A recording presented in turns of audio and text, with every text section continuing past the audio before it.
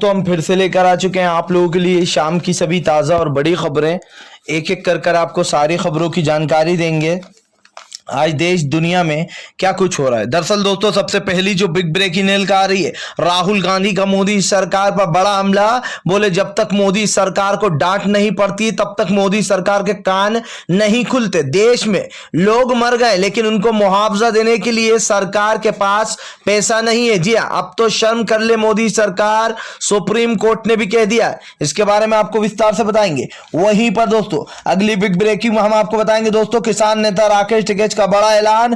बोले अगर एक भी भाजपाई की गाड़ी गांव में दिख गई तो उसको दौड़ाया जाएगा। जी हां, उसको दौड़ाया जाएगा और उसके कान के नीचे बजाया जाएगा। इसके बारे में भी आपको विस्तार से बताएंगे।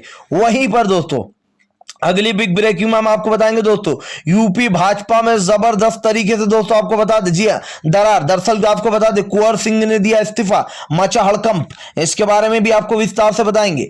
वहीं पर दोस्तों अगली बिग ब्रेकिंग में हम आपको बताएंगे दोस्तों, गोदी मीडिया ने फिर से एक बार उठाए मोदी के नाम के झंडे। किसानों को बदनाम करने की साजिश दोस्तों। किसी ने किसान को लड़ाकू बताया तो किसी ने दोस्तों किसान को गलत तरीके से प्रेजेंट करने की कोशिश की। इसके बारे में भी आपको विस्तार से बताएंगे। वहीं पर दोस्तों अगली बिग ब्रेकिंग में हम आपको बताएंगे, जी हाँ, अलका लांबा का मोदी सरकार पर बड़ा हमला। बोले फिलहाल मोदी जी को सब गलत लगते हैं, किसान गलत है, लोग जो मर रहे हैं वो भी गलत है, तो मोदी जी जरा ये बता दीजिए फिर सही कौन है। इसके बारे में भी आपको विस्तार से बताएंगे। वहीं पर दोस्तों ओवैसी पर भड़के, जी हाँ, यूपी के लोग भड़क गए दोस्तों ओवैसी पे। दरअसल ओवैसी ने कहा कि फिर आ रहे हैं यूपी में, जिसके बाद मुस्लिमों का गुस्सा फूट गया और बोले फिलहाल भाजपा को सपोर्ट करने मत आओ। जी हाँ, इसके बारे में भी आपको विस्तार से बताएंगे। वहीं पर दोस्तों अगली बिग ब्रेकिंग में हम आपको बताएंगे दोस्तों, दरअसल आपको बता दोस्तों शिवराज मामा की खुल गई पोल। जी हाँ, दरअसल आपको बता दोस्तों जीतू पटवारी का बड़ा हमला। बोले फिलहाल शिवराज सिंह चौहान की ना ही पुलिस वाले सुनते, ना ही उनके अपने पार्टी के कार्यकर्ता। दरअसल दोस्तों एक आदिवासी परिवार को, पूरे 5 लोगों को एक ही कब्र में गड्ढा खोद कर दफना दिया गया था और उसमें नमक वमक भी डाल दिया गया था, जिसके बाद भड़क गए जीतू पटवारी। इसके बारे में भी आपको विस्तार से बताएंगे। वहीं पर दोस्तों अगली बिग ब्रेकिंग में हम आपको बताएंगे दोस्तों, जी हाँ, दरअसल दोस्तों आप लोग बता दें, आपके समर्थक और बीजेपी के समर्थकों में आपस में ही भिड़ दोस्तों। बीजेपी के समर्थकों की गुंडागर्दी तो दोस्तों आपको पता ही है, बंगाल में जाकर गुंडागर्दी कर रहे थे, अब यहां पर भी गुंडागर्दियां फैला रहा है। इसके बारे में भी आपको बताएंगे। वहीं पर दोस्तों अगली बिग ब्रेकिंग में हम आपको बताएंगे दोस्तों, शिवराज मामा के सामने ही भिड़ गए। जी हाँ, यशोदा राजे सिंधिया दोस्तों, और आपको बता दे ऊर्जा मंत्री जी प्रमोद तोमर, आपको बता दोस्तों ये दोनों आपस में ही भिड़ गए। सोचिए, शिवराज सिंह चौहान जो यहाँ पर दोस्तों केंद्र की मीटिंग में बातचीत करने बैठे हुए थे जो यहाँ पर, लेकिन उस मीटिंग के दौरान दोस्तों आपस में ही भिड़ गई सिंधिया की, जो यहाँ पर दोस्तों आपको बता दे यशोदा राजे, और ऐसे में दोस्तों फिर इनकी लड़ाई को बड़ी मुश्किल से संभाला गया है। इसके बारे में भी आपको विस्तार से बताएंगे। तो सारी खबरें दोस्तों एक एक कर देंगे। फिलहाल खैर चलिए बढ़ते हैं सबसे पहली और सबसे बड़ी खबर की ओर। दरअसल दोस्तों आप लोग बता दें, केंद्र सरकार का राहुल गांधी का केंद्र सरकार पर बड़ा हमला। बोले फिलहाल अब तो शर्म कर ले मोदी सरकार। जी हाँ, लोगों को मुआवजा देने के लिए पैसा नहीं है, दूध में टैक्स बढ़ाया जा रहा है, पेट्रोल डीजल के दाम आसमान पे ले गए, सरकार के पास करोड़ों रुपए टैक्स से ज्यादा भी वसूली आ रही है और उसके बाद भी सरकार के पास आम जनता को देने के लिए पैसा नहीं है। राहुल गांधी ने कहा कि फिलहाल अब तो सुप्रीम कोर्ट ने भी इसमें जो यहां पर फटकार लगा दी है। हर मामले में सुप्रीम कोर्ट को फटकार क्यों लगाना पड़ती है मोदी सरकार को, उसके बाद ही सरकार की आंखें क्यों खुलती हैं। दरअसल दोस्तों आपको बताया सुप्रीम कोर्ट ने फटकार लगाते हुए कल मोदी सरकार से कहा था कि फिलहाल केंद्र तय करे कि वो जिनकी कोरोना से मौत हुई है उनको कितना मुआवजा देगी। पहले दोस्तों मोदी सरकार ने एक याचिका दायर करके ये कहा था कि केंद्र के पास पैसा नहीं है, 4-4 लाख रुपए वो नहीं दे सकती एक परिवार को। लेकिन दोस्तों अब केंद्र सरकार को फटकार लगाते हुए सुप्रीम कोर्ट ने कहा है कि हम अच्छा राशि तय नहीं करते हैं, राशि केंद्र सरकार तय करे कि वो कितने देगी, लेकिन जल्द से जल्द ये काम हो और फिलहाल जिन्होंने अपने परिवार वालों को खोया उनको मुआवजा मिले। अब सोचिए दोस्तों, इसके ऊपर राहुल गांधी ने मोदी सरकार को जमकर फटकार लगाई। और दोस्तों राहुल गांधी कहना गलत नहीं है कि फिलहाल पेट्रोल डीजल से इतना पैसा वसूला जा रहा है जितना कि दोस्तों इनकम टैक्स से भी नहीं आता है। जी हाँ, अब आप सोच लीजिए इस देश को किस ओर लेकर जाया जा रहा है। पहले पेट्रोल डीजल था, अब तो दूध के दाम भी बढ़ चुके हैं।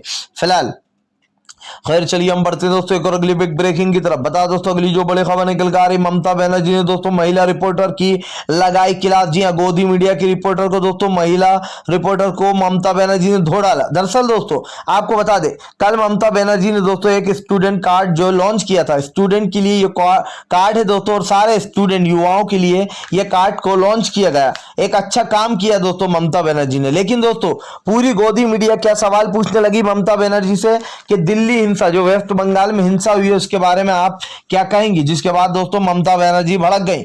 ममता बनर्जी ने कहा तुम अमित शाह की दलाल हो। जी हाँ, तुम अमित शाह के लिए ये सब कुछ रिपोर्टिंग करती हो, और तुम जितने भी तुम लोग ये चैनल पर बताते हो, ये सब कुछ केंद्र सरकार तुम्हें बताती है कि लाइव डिबेट में कैसे क्या करना है और किन मुद्दों पर बहस छिड़ेगी। आपको बता दोस्तों केंद्र सरकार इतनी एक तरीके से वो क्यों है, कॉन्फिडेंस क्यों लगता है उसे कि वो हर जगह जीत जाएगी। उसे पता है कि गोदी मीडिया दोस्तों इससे मिली हुई, और गोदी मीडिया का आप मानिए दोस्तों, अगर ये गोदी मीडिया साथ ना देती ना, तो अब तक मोदी सरकार सत्ता से कब की बाहर हो चुकती। लेकिन दोस्तों ये दलाल मीडिया मोदी का साथ देने में लगी है।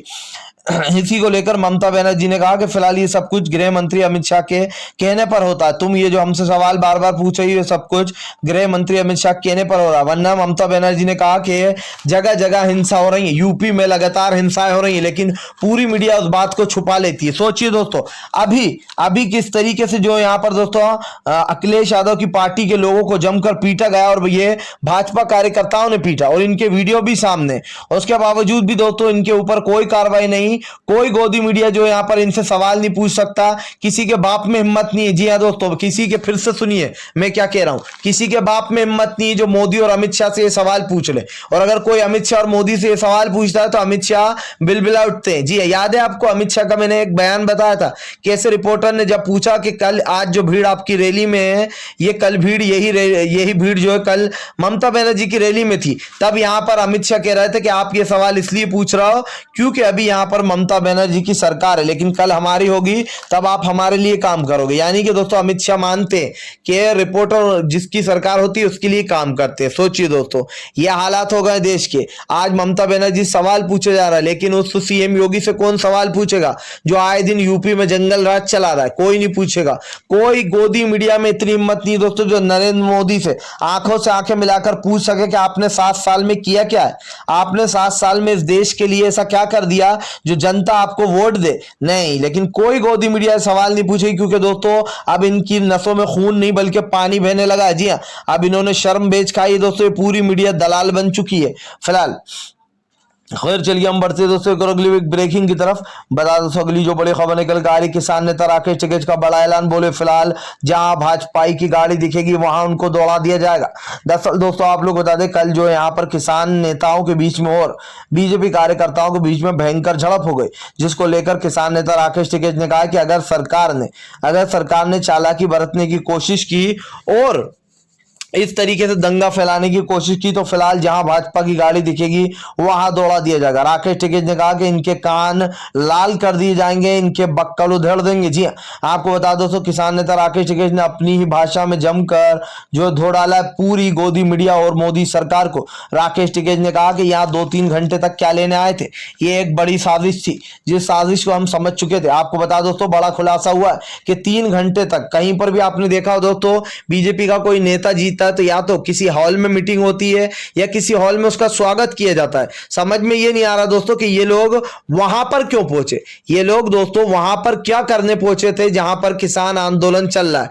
दोस्तों ये मोदी सरकार की एक चाल थी कि वो किसानों में और बीजेपी कार्यकर्ताओं में झड़प करा दे, जिसके बाद माहौल बिगड़ जाए। लेकिन दोस्तों किसान नेता ने साफ कर दिया राकेश टिकैत ने कि फिलहाल इस तरीके की बदतमीजियां बर्दाश्त नहीं होंगी। जी हाँ, जहां बीजेपी की गाड़ी दिखेगी वहीं इनको दौड़ाया जाएगा, इनके काल लाल कर देंगे इनके कान, और इनको फिलहाल बक्खल उधेड़ देंगे अगर इन्होंने किसानों से पंगा लिया है तो। आपको बता दोस्तों तीनों कृषि कानून को लेकर 8 महीने से ज्यादा हो चुका किसान को। अब तक तो इस सरकार को किसानों की बात सुन लेना चाहिए थी। एक तरफ कृषि मंत्री आते हैं और बड़े बड़े दावे कर फुस बोलकर निकल जाते हैं। कृषि मंत्री के जो बड़े बड़े दावे हैं दोस्तों उसमें साफ दिखाई देता है कि वो कहते हैं कि हम तो जनता से बात करना चाहते हैं। भाई अगर आप जनता से बात करना चाहते हो तो करते क्यों नहीं हो? कब जनता से आप बात करोगे? सवाल यही है दोस्तों कि आज प्रधानमंत्री नरेंद्र मोदी के बड़े बड़े दावे पूरी तरीके से फेल होते जा रहे हैं। फिलहाल खैर चलिए हम बढ़ते हैं दोस्तों एक और अगली बिग ब्रेकिंग की तरफ। बता दोस्तों अगली जो बड़ी खबर निकल कर आ रही है, आपको बता दोस्तों बीजेपी कार्यकर्ता और आपके कार्यकर्ता आपस में ही भिड़ गए। जी हाँ दोस्तों, एक बार फिर से बीजेपी के गुंडों का नजारा देखने को मिला।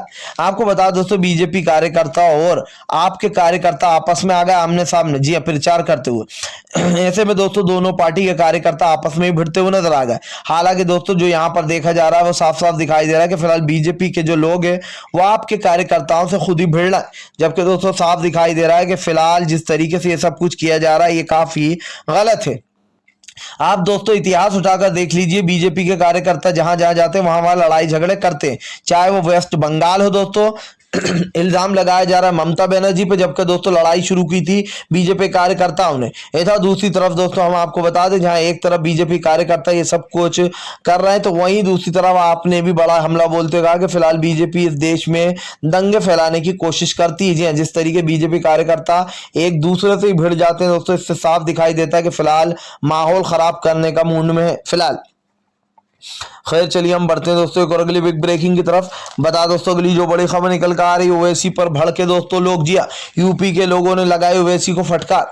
दरअसल दोस्तों आप लोग बता दें, ओवैसी ने ऐलान कर दिया कि वो फिलहाल फिर से यूपी आ रहे हैं, जिसको लेकर दोस्तों यूपी की जनता का गुस्सा ओवैसी के ऊपर फूट पड़ा है। दरअसल दोस्तों जो यूपी की जनता है उनका कहना है कि फिलहाल ओवैसी बीजेपी की मदद करने के लिए आ रहा है। जी हाँ, आपको बता दोस्तों जब भी असदुद्दीन ओवैसी चुनाव लड़ते हैं तो वो विपक्ष का नुकसान कराते हैं और बीजेपी को एक तरीके से फायदा करा डालते हैं। इसको लेकर दोस्तों अब यहाँ के मुसलमानों ने भी ये फैसला कर लिया है, यूपी के मुसलमानों ने, कि अब की बार जो यहाँ पर एकजुट होकर किसी एक को ही वोट दिया जाएगा।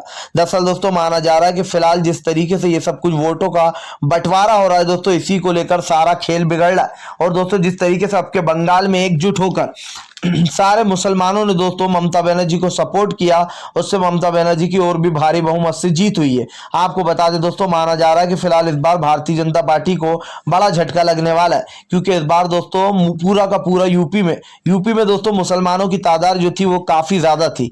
यहाँ पर मुस्लिमों का जो एरिया था दोस्तों वो काफी बड़ा था, लेकिन कहीं ना कहीं दोस्तों योगी ने मुसलमानों की तादाद उधर से कम की है। जी हाँ, लेकिन आपको बता दोस्तों अब मुसलमानों ने एक फैसला कर लिया कि फिलहाल वो एकजुट होकर किसी स्ट्रॉन्ग पार्टी को सपोर्ट करेंगे ताकि भारतीय जनता पार्टी का फायदा ना हो पाए।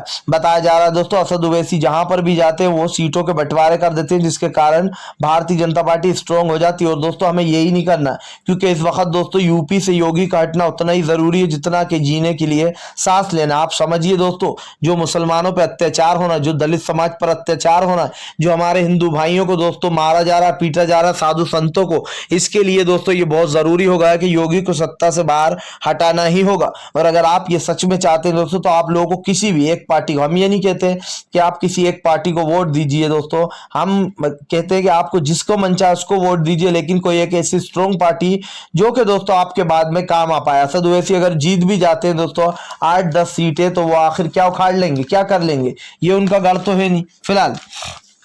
खैर चलिए हम बढ़ते हैं दोस्तों एक और अगली बिग ब्रेकिंग की तरफ। बता दोस्तों अगली जो बड़ी खबर निकल कर आ रही है, अलका लांबा का मोदी सरकार पर बड़ा हमला।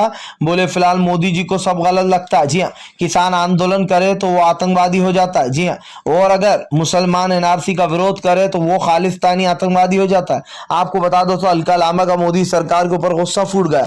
अलका लांबा का कहना है जिस तरीके से देश में नफरत फैलाई जा रही है हिंदू मुसलमान के नाम पर, यह बहुत ही दुर्भाग्यपूर्ण। अलका लांबा ने कहा कि आज मोदी सरकार को साफ साफ दिखाई दे रहा, किसान 8 महीने से अपने हक के लिए बैठा हुआ, लेकिन किसानों की मुसीबतों और तकलीफ नहीं दिखाई दे रही। आपको बता दोस्तों लगातार केंद्र की मोदी सरकार किसानों को बदनाम करने का एक मौका नहीं छोड़ रही है। जहां एक तरफ बीजेपी के कार्यकर्ताओं को लड़ाई झगड़े के लिए भेज दिया जाता है, तो वहीं दूसरी तरफ दोस्तों आपको बता दें मोदी सरकार के एक के बाद एक काले बिलों की झड़ी लग गई है। समझ में ये नहीं आता दोस्तों ये सरकार रात को सोती है या फिर काले बिल लाने की तैयारी में रहती है फिलहाल। खैर चलिए हम बढ़ते दोस्तों एक और अगली बिग ब्रेकिंग की तरफ। बता दोस्तों अगली जो बड़ी खबर निकल कर आ रही यूपी में ही दोस्तों मच गया घमासान। जी आपको बता दोस्तों दरअसल यहाँ पर अब यूपी में जबरदस्त तरीके से जो यहाँ पर दोस्तों आपको बता दें अंदरूनी कलह मच चुकी है। बीजेपी के कई कार्यकर्ताओं ने दिया इस्तीफा। दरअसल दोस्तों आप लोग बता दीजिए कुंवर सिंह ने जो दोस्तों अपना इस्तीफा दे दिया। जी यूपी में भारी बवाल होगा। सीएम योगी को बड़ा झटका लग गया दोस्तों, चुनाव से पहले कुंवर सिंह का इस्तीफा। दरअसल दोस्तों अब बीजेपी दो धड़ों में बंट चुकी है। बीजेपी दो धड़ों में इसलिए बंट गई है दोस्तों क्योंकि एक जो धड़ा है वो इसमें बेशर्मों का है और एक धड़ा जो है दोस्तों उसमें कहीं ना कहीं थोड़ी बहुत शर्म बाकी है। आपको बता दोस्तों साक्षी महाराज जैसे लोग जो कि रेपिस्टों का सपोर्ट करते, ये बेसिकली बेशर्मों का धड़ा है।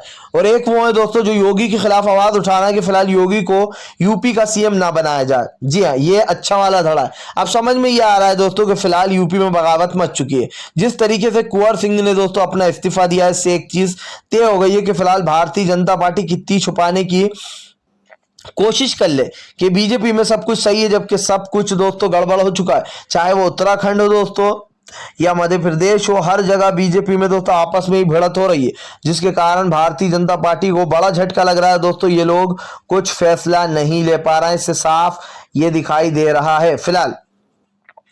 खैर चलिए हम बढ़ते हैं दोस्तों एक और अगली बिग ब्रेकिंग की तरफ। बता दोस्तों अगली जो बड़ी खबर निकल कर आ रही है आपको बता दोस्तों, शिवराज मामा के सामने आपस में भिड़ गए इनके कार्यकर्ता। जी हाँ, ये है शिवराज सिंह चौहान की इज्जत दोस्तों। आपको बता दोस्तों दरअसल इन दिनों ज्योतिराज सिंधिया की जो मामी है दोस्तों, जी हाँ यशोदा राजे सिंधिया दोस्तों, वो जो यहाँ पर ऊर्जा मंत्री दोस्तों प्रमोद तोमार से भिड़ पड़े।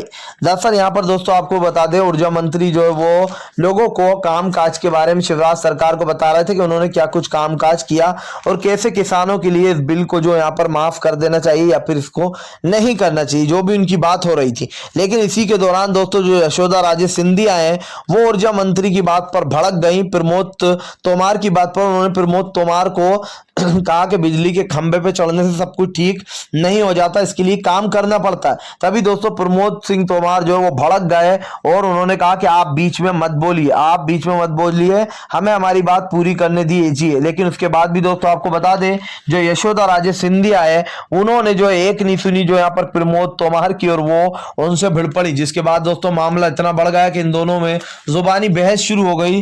तब दोस्तों शिवराज सिंह चौहान को बीच में आकर इन्हें शांत कराना पड़ा दोनों को। दोस्तों साफ दिखाई दे रहा है कि फिलहाल शिवराज मामा की कुछ भी नहीं चलती है। जी हाँ, कुछ भी नहीं, ना पुलिस वाले इनकी मान रहे हैं, ना ही दोस्तों जो इनके कार्यकर्ता वो इनकी सुनते, आपस में ही बस भिड़ जाते हैं फिलहाल। खैर चलिए हम बढ़ते हैं दोस्तों एक और अगली बिग ब्रेकिंग की तरफ। बता दोस्तों अगली जो बड़ी खबर निकल कर आ रही है आपको बता दोस्तों किसानों की बड़ा ऐलान। बोले फिलहाल भारतीय जनता पार्टी गांव में घुसी तो उसको उल्टे पैर दौड़ाया जाएगा। आपको बता दोस्तों लगातार किसानों का नाम बदनाम करने वाली भारतीय जनता पार्टी को के ऊपर फूटा किसानों का गुस्सा। किसानों ने दिया दो टूक जवाब, अगर यहाँ पर घुसने की कोशिश की गई तो फिलहाल दौड़ा दिए जाओगे।